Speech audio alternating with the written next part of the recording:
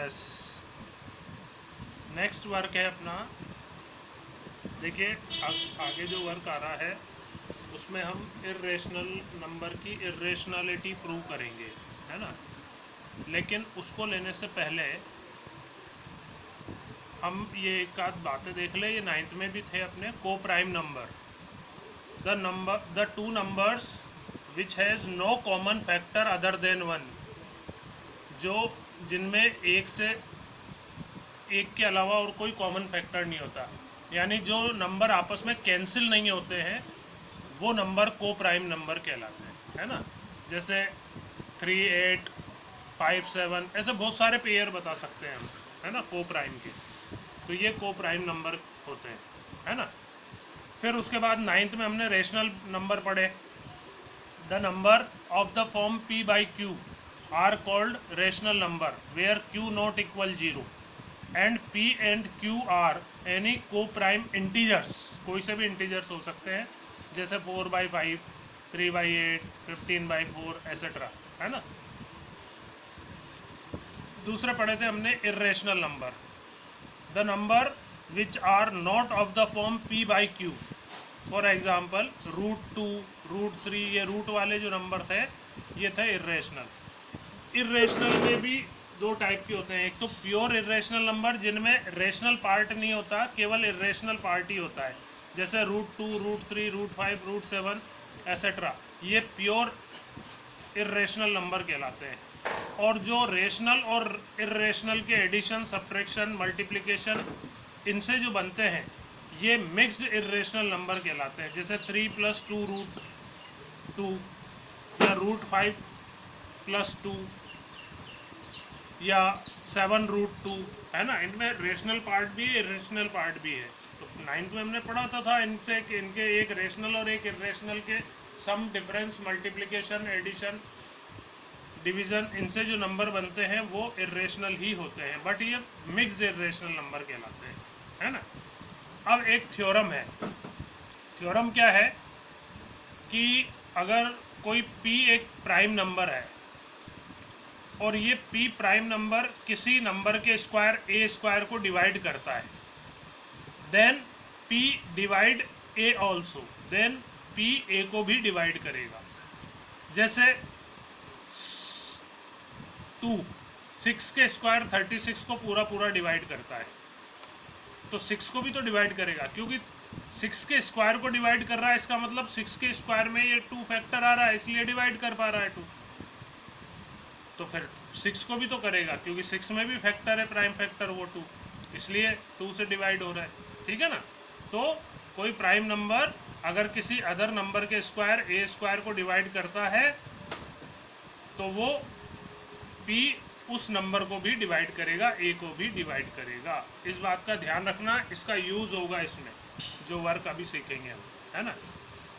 एक देखिए, हम जो थ्योरम वगैरह प्रूव करते थे अप टू 9th क्लास तक, वो डायरेक्ट मेथड कहलाते थे। ये कंट्रोडक्शन मेथड होता है एक प्रूविंग का।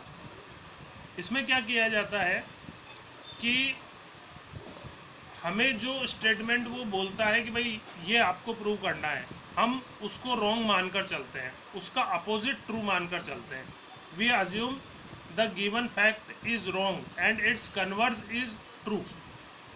और इसको लेकर जैसे आगे आप कैलकुलेट करोगे तो आपके पास एक ऐसा स्टेटमेंट आ जाएगा जो आपने जो अज्यूम किया है उसका कंट्रोडक्शन कर रहा होगा। और वो कंट्रोडक्शन क्यों कर रहा है, क्यों हो रहा है, क्योंकि हम जो अजम्पशन मानकर चल रहे हैं वो रॉन्ग है ना। इसलिए गिवन स्टेटमेंट को प्रूव मान लिया जाता है, जो वो बोल रहा है क्वेश्चन में उसको प्रूव मान लिया जाता है ना। तो वही वर्क हम ले रहे हैं, प्रूविंग इर्रेशनलिटी। पहले प्योर इर्रेशनल नंबर की इर्रेशनलिटी प्रूव करेंगे, है ना। तो ये थ्योरम भी है एक प्रकार से, एग्जाम्पल भी है। जैसे prove that √2 is irrational, √2 irrational number है, तो हम इसका इनवर्स सही मानते हैं। हम मान लेते हैं √2 इर्रेशनल नहीं है, रेशनल नंबर है। Let be √2 is a rational number. अब रूट टू को रेशनल नंबर माना है तो ये a बाई बी के फॉर्म में होगा, p बाई क्यू के फॉर्म में, है ना।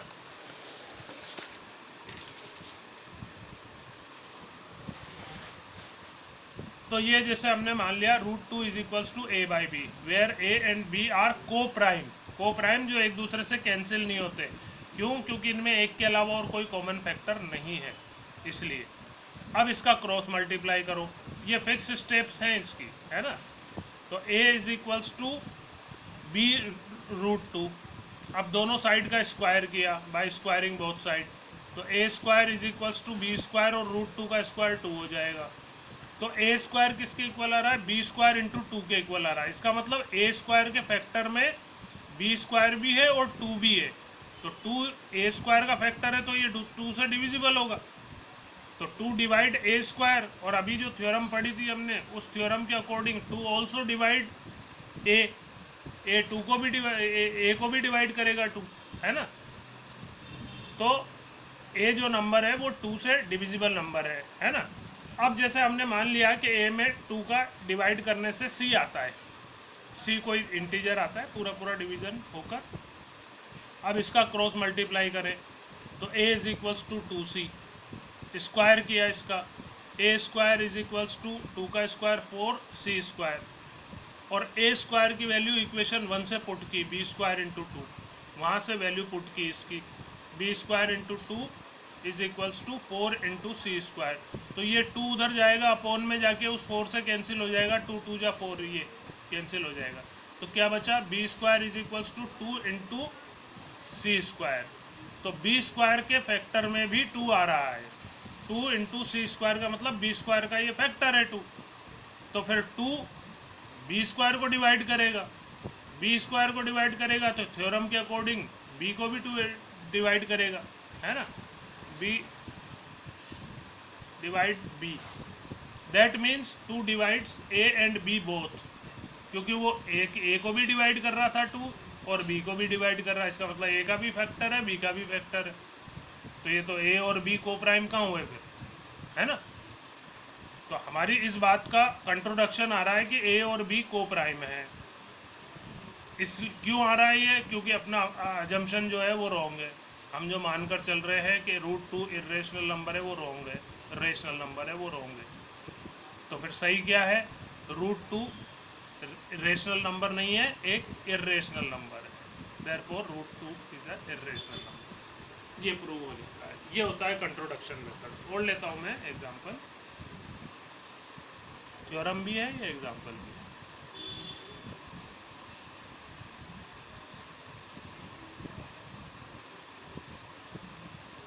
Prove that root 3 is irrational.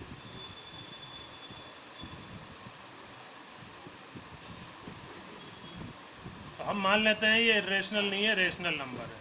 Late be root 3 is rational number. Rational है तो फिर root 3 is equals to a by b type का कोई नंबर होगा, where a and b are coprime integer.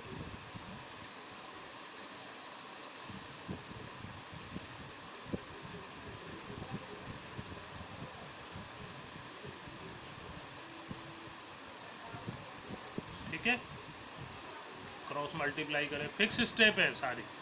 A is equals to b root 3, square करें by squaring, a square is equals to b square into root 3 का square 3। तो ए square के factor में 3 आ रहा है, इसका मतलब 3 ए स्क्वायर को डिवाइड करेगा क्योंकि उसके फैक्टर में आ रहा है ये, देयरफॉर 3 डिवाइड्स ए स्क्वायर, सो 3 ऑल्सो डिवाइड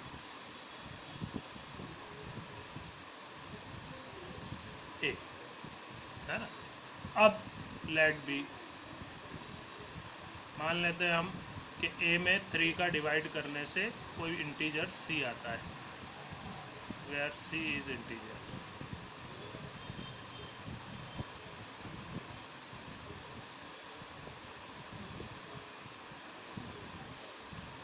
ठीक है।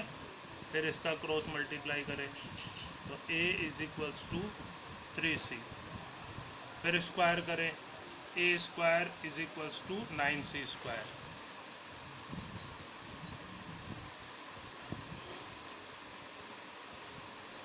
a square is equals to 9c square. अब a स्क्वायर की वैल्यू इक्वेशन 1 से पुट करें, b स्क्वायर इंटू 2, यहाँ पे a स्क्वायर की वैल्यू है ना,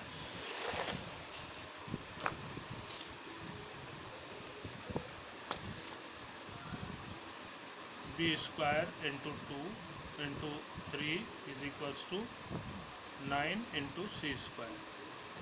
तो वही 3 उधर जाके डिवाइड में और 9 को कैंसिल करेगा, 3 3 जा 9, तो b square is equals to 3 into c square. तो फिर b स्क्वायर के फैक्टर में भी 3 आ रहा है ना, so therefore 3 divides b square, so 3 also divide b। तो a और b दोनों 3 से डिविजिबल होने वाले, 3 से डिविजिबल नंबर है ना, that means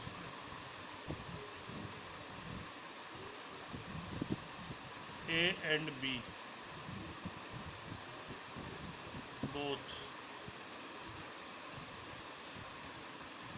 has common factor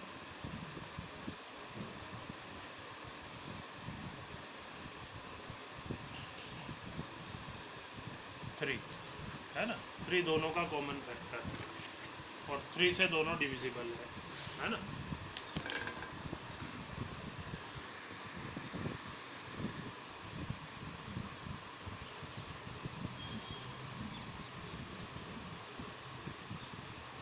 which is contradict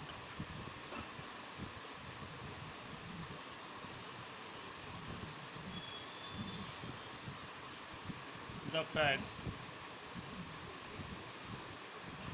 that is a and b are co-prime।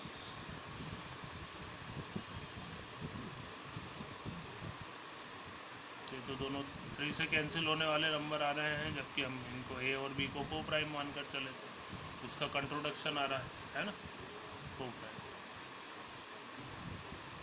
therefore √3 is irrational।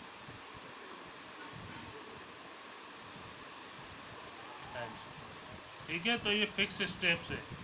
√5 के लिए प्रूव करोगे तो a और b दोनों 5 से डिविजिबल आ जाएंगे, √7 के लिए करोगे तो a और b दोनों 7 से डिविजिबल आ जाएंगे। तो ये मैं होमवर्क में दे रहा हूँ आपको, प्रूव द इरेशनलिटी। अच्छा, उससे पहले एक थ्योरम जनरल वे में थ्योरम ले लेते हैं।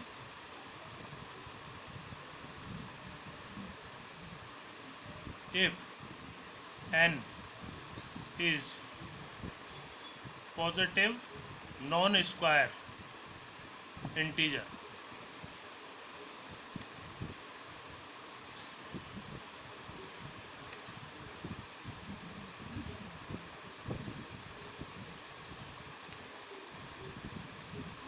then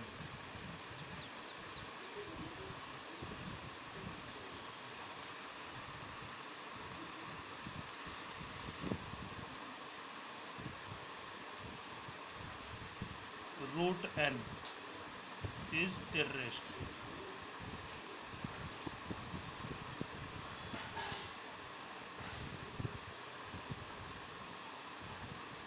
यानी n एक पॉजिटिव नॉन स्क्वायर इंटीजर हो, किसी का भी स्क्वायर नहीं हो और पॉजिटिव नंबर हो n, तो √n टाइप का जो नंबर होता है वो इरेशनल होता है, जिनकी इरेशनलिटी प्रूव करने के तरीके अभी हमने देखे है ना, उसी मेथड से वो पूरा प्रूव होगा।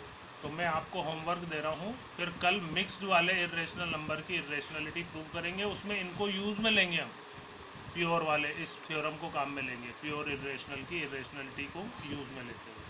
तो अभी आपके पास होमवर्क है,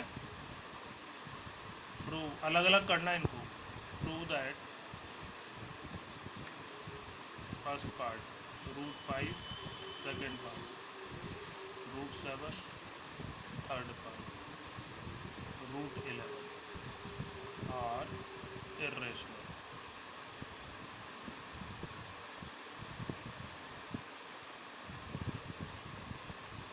ठीक है, इनकी इरेशनलिटी प्रूव करनी है आपको, ये आपका होमवर्क है।